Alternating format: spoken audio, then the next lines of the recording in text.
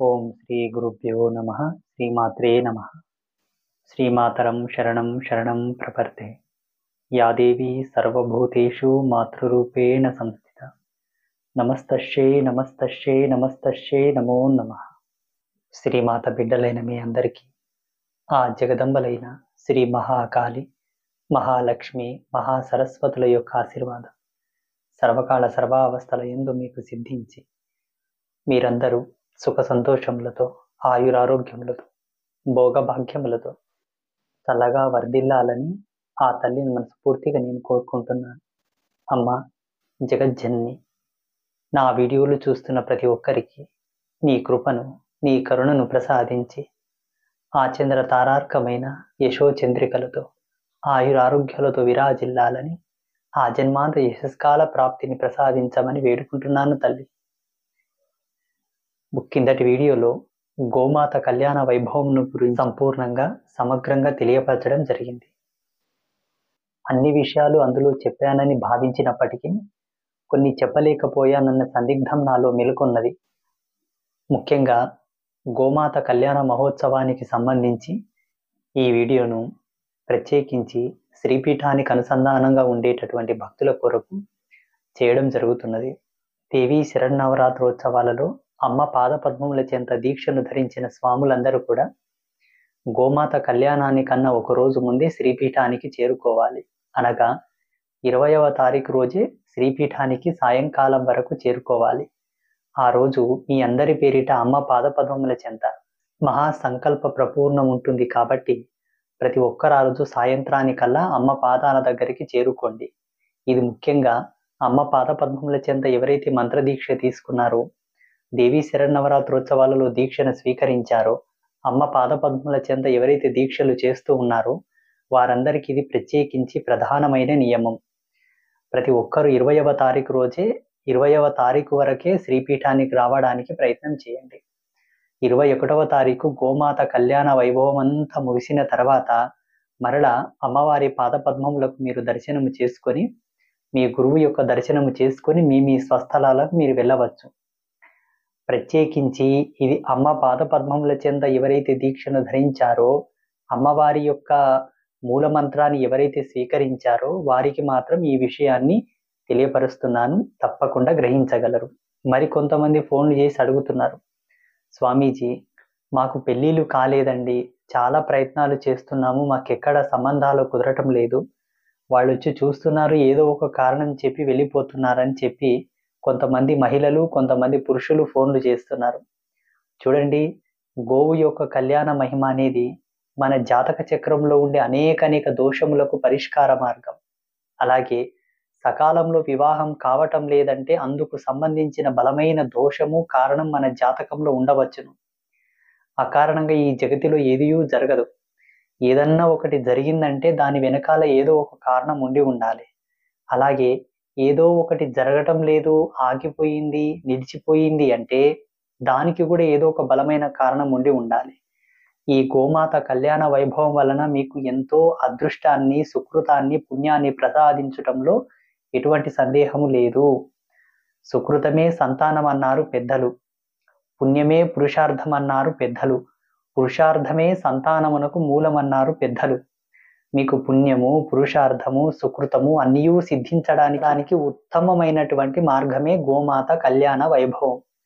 ఎవరికైతే సుదీర్ఘంగా పెళ్లిళ్ళు కాకుండా ఆలస్యం అవుతుందో, చాలా కాలం నుంచి ఎన్ని సంబంధాలు చూసినా కుదరటం లేదో, వాళ్ళకు జ్యోతిష్యం ప్రకారంగా సిద్ధాంతులు ఏం చెప్తుంటారంటే కాలసర్పదోషం ఉంది, కుజదోషం ఉంది, లేకపోతే జాతకంలో ఇంకొన్ని దోషాలు ఉన్నాయి, ఏవేవో దోషాలు ఉన్నాయని చెబుతూ ఉంటారు. చూడండి, విశ్వమాత అయినటువంటి గోవు యొక్క కళ్యాణ దర్శనం వలన మీ జాతకంలో ఎన్ని దోషాలు ఉన్నా, ఎన్ని శాపాలు ఉన్నా, పాపాలు ఉన్నా, ఎటువంటి దోషం ఉన్నా కూడా వెళ్ళిపోతుందండి. ఎందుకంటే గోవు ప్రత్యక్ష దైవం, సజీవ దైవం, కళ్ళకు కనిపించేటటువంటి వీక్షణ దైవం కాబట్టి తప్పకుండా ఎవరికైతే పెళ్లిళ్ళు కావటం లేదో వాళ్ళందరూ కూడా గోమాత కళ్యాణ వైభవానికి వచ్చి ఆ పుణ్యంను ఆస్వాదించి ఆ సుకృతాన్ని మీ వెంట తీసుకొని వెళ్ళండి, తప్పకుండా మీకు కళ్యాణం అవుతుంది. అలాగే మరికొంతమంది మాకు సంతానం అవ్వలేదండి, గోమాతకు వడిబియ్యం పోస్తారా? ఆ వడిబియ్యం ఏమన్నా మాకిస్తారా? ఆ పుణ్యఫలము చేత మాకేదన్నా శుభం జరగవచ్చును అని అడుగుతున్నారు.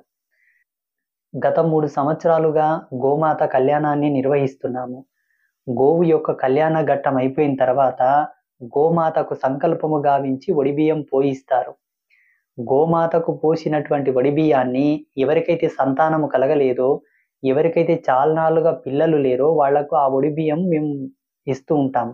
అంటే వాళ్ళకు కూడా ఒడి నింపుతూ ఉంటాం. గోమాతకు పోసినటువంటి వడిబియ్యాన్ని ఎవరైతే తీసుకొని వెళ్ళి ఆ బియ్యమును గురువుగారు చెప్పినటువంటి పద్ధతితో వాటిని తిన్నట్లయితే చాలా మందికి శుభం జరిగింది. చాలా మందికి మంచి జరిగింది. అలా మీకెవరికైనా సంతాన సాఫల్యతకు సంబంధించిన సమస్యలున్నా ఆ రోజు శ్రీపీఠానికి రావచ్చు. చాలా మందికి కలిసి రావటం లేదని చెబుతూ ఉంటారు.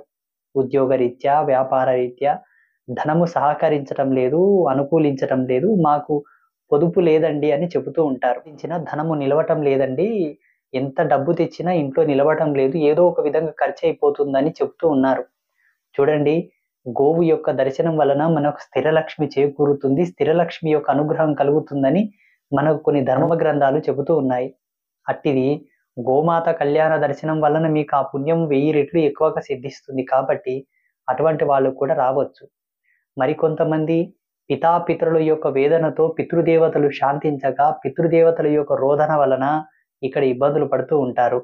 పితృశాంతికై పితృదేవతలకు ఉత్తమ లోకాలు ప్రాప్తించి ఉత్తమ గతులు సిద్ధించి మీకందరికి సుఖ సౌఖ్యములు ప్రసాదించి వాళ్ళందరూ అనుగ్రహించాలంటే ఈ గోమాత కళ్యాణ వైభవానికి మీరందరూ హాజరు కావాలి.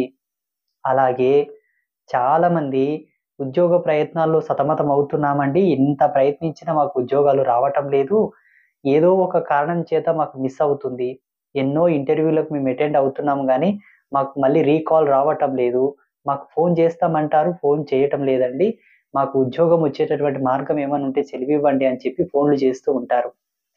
గోమాత యొక్క కళ్యాణ దర్శనం వలన మీకు ఉద్యోగ యోగం కలుగుతుంది తప్పకుండా. ఎవరైనా ఉద్యోగ ప్రయత్నాల్లో ఉండేవాళ్ళు రావచ్చు. విదేశీ ప్రయాణాలంటూ వీసా అప్లై చేసుకొని విదేశాలకు వెళ్ళాలని ఎన్నో ఇబ్బందులు పడుతూ నానా రకాలుగా ఈ ప్రయత్నం చేసినప్పటికీ కూడా విదేశీ ప్రయాణం సఫలం కాని వాళ్ళు కూడా రావచ్చు. అలాగే దీర్ఘకాలికంగా రోగముల చేత బాధపడే వాళ్ళు చాలా మంది ఉంటారు. నొప్పులని, ఇంకొన్ని మూలమైన రోగాలు, గుప్త రోగాలతో బాధపడే వాళ్ళు ఉంటారు. అటువంటి వాళ్ళు కూడా గోమాత కళ్యాణ వైభవానికి వచ్చి ఆ పుణ్యం చేత వీటన్నింటిని రూపుమాపుకోవడానికి మీకు ఒక సిద్ధి అనేది చేకూరుతుంది. కాబట్టి తప్పకుండా ఆ రోజు మీరు రావచ్చు. పిల్లలకు విద్యా అభివృద్ధి లేక చాలా మంది బాధపడుతున్నారు తల్లిదండ్రులు.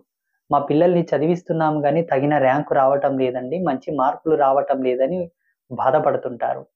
ఆ రోజు తీసుకొచ్చి గోమాత దర్శనం చేయించి గోవు యొక్క కళ్యాణ ఘట్టంలో ఆచార్యులు ఉచ్చరించేటటువంటి మంత్రఘోషను వాళ్ళని వినమని చెప్పండి. ఆ మంత్రఘోషను వారి యందు ప్రసరించి వారి మీద ప్రసరించేటట్టుగా ఆ కళ్యాణ వైభవానికి మీ పిల్లల్ని తీసుకురండి. గోమాత కళ్యాణ ఘట్టమునందు ఆచార్యులు ఉచ్చరించేటటువంటి మంత్రఘోష వలన వాళ్ళకు సరస్వతి యొక్క ఆవాహనం జరిగి శ్రీమన్మహాదేవి అయినటువంటి ఆ జగదంబ మహాసరస్వతి యొక్క అనుగ్రహం సిద్ధించుట తథ్యమే. అలాగే ఆ రోజు 21వ తారీఖు రోజు ఉదయ సంధ్యలోనే శ్రీ మహాకాళి, మహాలక్ష్మి, మహాసరస్వతులైన ఆ ముగ్గురమ్మలకు ఎన్నో పవిత్రమైనటువంటి కైంకర్యముల చేత అమ్మకు పూజలు చేసి అమ్మవారిని సుప్రసన్నురాలిని గావించి సిద్ధం చేసి ఉంచుతాము. ఆ రోజు అమ్మల దర్శనము చేసుకున్న మీకు ధనము యందు స్థిరత్వము, ధనము నిలుచుట, ధనాభివృద్ధి, ధనము చేత మీకు ధనలక్ష్మి యొక్క అనుగ్రహమే కాకుండా పరిపూర్ణమైనటువంటి లక్ష్మీ అనుగ్రహ సిద్ధి కలుగుతుంది. అలాగే శక్తియుక్తులకు సంబంధించినటువంటి ఆ మహాశక్తి మహాకాళి యొక్క అనుగ్రహం కలిగి మీపై నరదృష్టి పోతుంది. దుష్టగ్రహ బాధలున్నా పోతాయి, దుష్ట పీడలున్నా పోతాయి. ఎవరన్నా చెడు ప్రయోగాలు చేసి మిమ్మల్ని అణచివేత గురి చేయాలని చూసినా ఆ ప్రయోగాలు తిరిగి వాళ్ళకి వెళ్ళిపోయి మీరు రక్షించబడతారు. అలాగే మహాసరస్వతి యొక్క అనుగ్రహం కూడా మీకు మీ పిల్లలకు సిద్ధిస్తుంది. సమయానికి స్పృహనకు రాని జ్ఞానం జ్ఞానము కాదు. ఆపత్కాలమునందు మనల్ని ఉద్ధరించలేని జ్ఞానము కాదు. సకాలంలో మనకు స్పృహనకు వచ్చి ఆ కార్యశీలతకు సంబంధించినటువంటి ఆలోచన వచ్చిన నాడే జ్ఞానం అవుతుంది. ఎంత జ్ఞానమున్నా సమయానికి స్పృహనకు రాకపోయినా సమయానికి అక్కెరకు రాకపోయినా ఆ జ్ఞానం వృధా అని చెప్పేసి మనకు ధర్మశాస్త్రాలు చెబుతా ఉన్నాయి. అందుకే ఆపత్కాలమునందు, ఆరోగ్య సమయమునందు, ఆయుర్దాయమునకు ముప్పు వాటిల్లినటువంటి సందర్భము లోపల తగు సమయంలో మనకు పనికి వచ్చేటటువంటి జ్ఞానము, స్పృహనకు వచ్చే జ్ఞానమే జ్ఞానము కాబట్టి, అలా ఎవరికైనా సమయాలోచితముగా మీకు జ్ఞానం సిద్ధించాలంటే శ్రీ మహాసరస్వతి అనుగ్రహం కలగాలి కాబట్టి, ఆ రోజు అమ్మల దర్శనము, గోవు దర్శనము చేసుకొని ఎంతోమంది సాధు పొంగవులు, పీఠాధిపతులు కూడా వస్తున్నారు. అట్టి వారి దర్శనం చేసుకోవడం కూడా మీ జన్మకు ఎంతో సుకృతమని చెప్పాలి. చూడండి, ఏకకాలంలో ప్రత్యక్షంగా సాక్షిభూతమైనటువంటి ధర్మ ప్రమాణానికి, శాస్త్ర ప్రమాణానికి, వేద ప్రమాణానికి, ఆగమ ప్రమాణానికి అనుసంధానమైనటువంటి దేవత ప్రతిష్ఠ జరుగుతుందో అట్టి దేవతల యొక్క దర్శనము, ఆ దేవాలయ ప్రాంగణంలో ఉండేటటువంటి గోవులను దర్శించుకోవటము, ఆ దేవాలయ ప్రాంగణంలో దేవతను, గోవులను సేవించుకునేటటువంటి సాధువుల దర్శనం మహాపుణ్యము.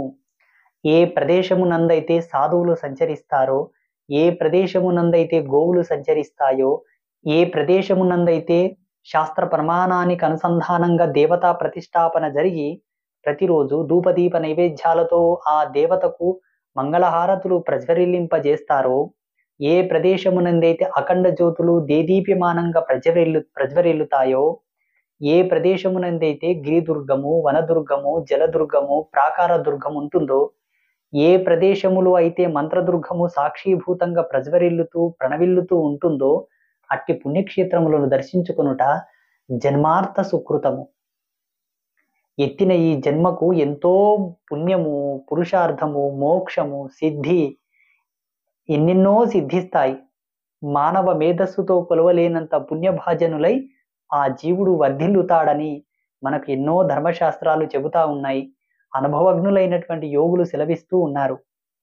శ్రీ శ్రీ అంబాత్రయ క్షేత్రంలో గోవులు ప్రతిరోజు సుభిక్షంగా ఎన్నో ఉపచారములు సమర్పించుకొనుచు గోవులకు పరమ పవిత్రమైనటువంటి సేవలు జరుగుతూ ఉంటాయి. ఆ సేవలతో పాటు ఈ క్షేత్రంలో జగతే మెచ్చేటటువంటి, సర్వదేవతలు మెచ్చేటటువంటి ప్రమాణానికే కోటి రెట్లు ప్రమాణమైనటువంటి గోమాత కళ్యాణము జరిగేటటువంటి మహాపుణ్యక్షేత్రం, మహాపుణ్యధామం అంబాత్రయ క్షేత్రం. అలాగే ఇక్కడ అమ్మవార్లకు ప్రతిరోజు ఎంతో సుప్రసిద్ధమైనటువంటి కైంకర్యముల చేత పూజలు జరుగుతూ ఉంటాయి. ఉదయ సంధ్య, సాయం సంధ్య 2 సంధ్యల్లో మహామంగళహారతులు ప్రజ్వరిల్లింపజేస్తారు. ఏ దేవతామూర్తి ముందైతే రోజు మంగళహారతిని ప్రజ్వరింపజేస్తారో ఆ దేవతను దర్శించుకున్న జీవుడి యొక్క జాతకం కూడా ఆ పరంజ్యోతి యొక్క తేజోపుంజమి వలె ప్రకాశించునని చెప్పి మనకు శాస్త్ర సిద్ధాంతీకరణ. అలాగే ఈ క్షేత్రంలో సప్త జీవనదీ జలాలను తీసుకొచ్చి ప్రాణ ప్రతిష్ఠ చేసినటువంటి సంగమ పుష్కరిణి ఉన్నది. అలాగే ఈ క్షేత్రము షోడశ దుర్గములలో ఒక దుర్గమైనటువంటి మంత్రదుర్గానికి సంబంధించినటువంటి పుణ్యక్షేత్రం. శ్రీమన్ మహాదేవి అయినటువంటి ఆ జగదంబ భగవతి యొక్క మూల మంత్ర జపము జరుగు క్షేత్రం ఈ క్షేత్రం. మంత్రదుర్గానికి ప్రమాణమైంది, జలదుర్గమునకు ప్రమాణమైంది, ఎంతో విశిష్టమైనటువంటి ప్రాకార దుర్గానికి కూడా ప్రతిష్ఠ అయినటువంటిది ఈ క్షేత్రం. గోవులు నడయాడుతున్నాయి. భగవతి ఆ జగదంబ అద్వితీయమైనటువంటి కళలతో నిరంతరం ఈ క్షేత్రమునందు ప్రజ్వరిల్లుతూ ఉంటుంది. శ్రీమన్ మహాదేవి అయినటువంటి ఆ భగవతి, శ్రీమన్ మహాశక్తి, ఆ జగజ్జనని సాక్షిభూతంగా ప్రత్యక్షంగా అన్ని ధర్మాలను కలగలుపుకొని ఈ క్షేత్రమునందు విరాజిల్లుతూ ఉంటుంది. అమ్మ ఉండే క్షేత్రము, గోవు ఉండే క్షేత్రము. అమ్మను ఇటు గోవును సేవించుకొనుచు ప్రతిరోజు వారికి యొక్క పాదపద్మములకు దాసోహం గావించుచు గోమాత యొక్క పాదములను, జగదంబ యొక్క పాదములకు ప్రతిరోజు ఆయన యొక్క జీవితాన్నే సమర్పించుకునేటటువంటి ఒక ఆజన్మాంత బ్రహ్మచారి సంచరించేటటువంటి ప్రదేశం అంబాత్రయ క్షేత్రం. ఈ క్షేత్రానికి మీరు రావడం, మీ పిల్లలు రావడం, మీ సకుటుంబ సపరివార సమేతంగా బంధుమిత్రాదులందరూ కూడా రావడము ఎంతో సుకృతం, ఎంతో పుణ్యం. ఎక్కడైనా మీరు కొన్ని ప్రమాణాలను చూడండి. జగతికే ప్రతిష్టాత్మకమైనటువంటి దేవత యొక్క ప్రతిష్ఠ జరిగేటటువంటి క్షేత్రమై ఉండాలి. అలాగే గోవులకు పరమ పదమును అనుసరించి, పరమ పవిత్రమైనటువంటి ధర్మసుధాను అనుసరించి కైంకర్యములు జరగాలి, పూజలు జరగాలి. మన పిల్లల్ని ఎంత పవిత్రంగా చూసుకుంటామో అంతే పవిత్రంగా గోవులను చూసుకునేటటువంటి క్షేత్రమై ఉండాలి. గోశాలలు అన్ని క్షేత్రాలలో ఉంటున్నాయి. కానీ వాటి యొక్క ఆలన పాలన సరిగ్గా ఉండదు కాబట్టి ఏదో నామరూపకంగా పశుధర్మాన్ని అనుసరించి గోవులున్నట్టే తప్పిస్తే, పశువుల యొక్క భాగకం లోపలకి అవి వస్తాయి తప్పిస్తే, పశువు అనే భాగం నుంచి తీసివేసి ఆ గోవును సాక్షాత్తు జగన్మాత సంసిద్ధాత్మకంగా మనం చూడాలనుకుంటే ఆ గోవుకు తగిన పద్ధతిలో పరిచర్యలు గావించాలి. అట్టి ధర్మాన్ని అనుసరించే అంబాత్రయ క్షేత్రంలో మా పిల్లల వలె గోవులను చూస్తాము.